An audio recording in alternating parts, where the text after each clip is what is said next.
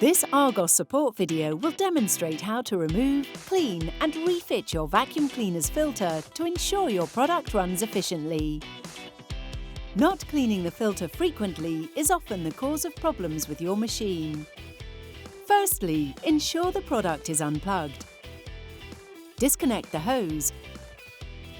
Release the dirt container. Remove the filters from the front and back of the vacuum. Tap the filters over a bin to remove any dirt or debris. Wash the filters under running water, remove any excess, and leave to dry for at least 24 hours. Ensure the filters are completely dry before refitting into the vacuum cleaner. Finally, reassemble.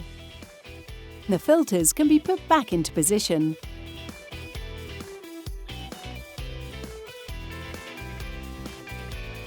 Following these simple steps on a monthly basis will help to prolong the life of your machine. For further assistance, please visit argos-support.co.uk.